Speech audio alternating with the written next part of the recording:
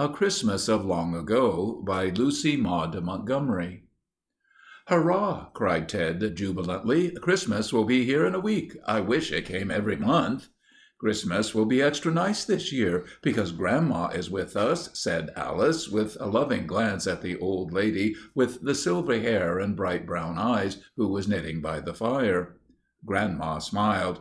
"This will be only the second Christmas of my life that I have spent away from my own home," she said.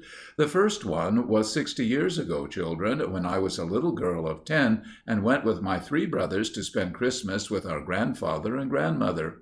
We had a delightful drive, but it was a very different Christmas from your Christmas of today. We did not have your dozens of beautiful and expensive presents, nor your wonderful trees and decorations.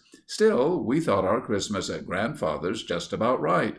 "Tell us about it," pleaded the children, who loved to hear Grandma talk of those far-away years when she was a little girl.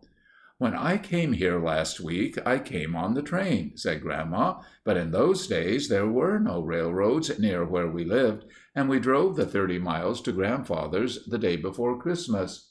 It was cold and frosty, and there was plenty of snow.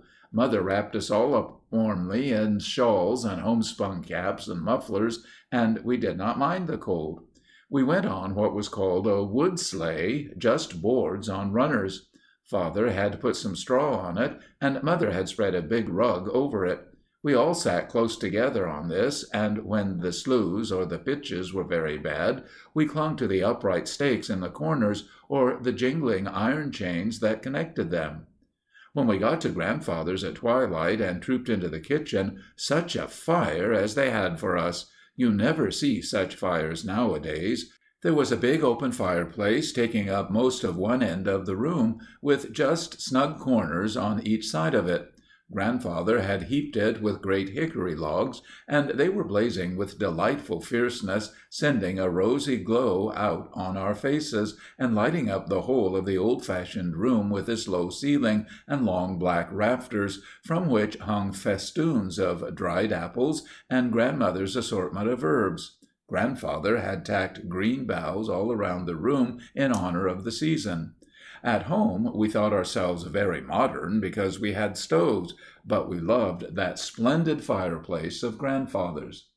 Such a pleasant evening as we had, all sitting about it, uncles, aunts, and cousins, not needing even candlelight.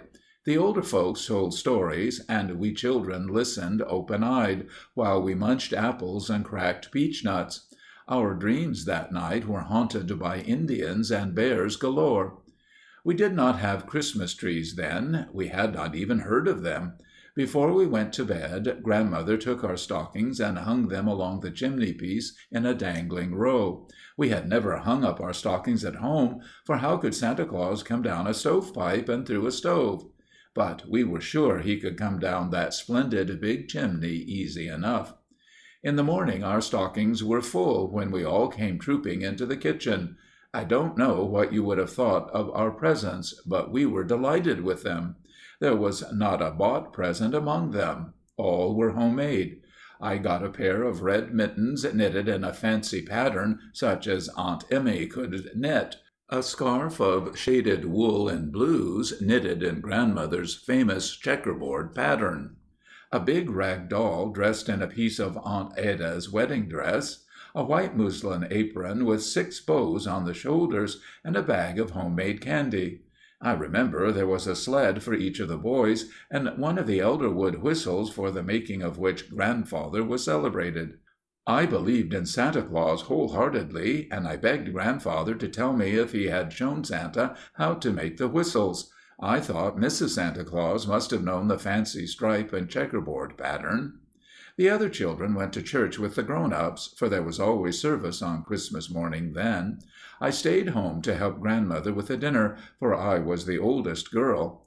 I have never forgotten that big pantry with the stores of good things she had prepared, and the plum pudding, cooked a fortnight beforehand, and bigger than I had ever thought a plum pudding could be.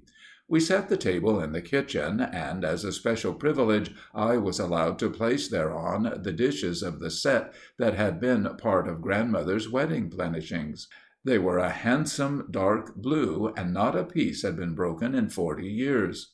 We did not have any elaborate decorations, none at all, indeed, except the 2 big dishes full of red apples, polished until they shone. But there was really no room for decorations. The good things to eat occupied all the available space.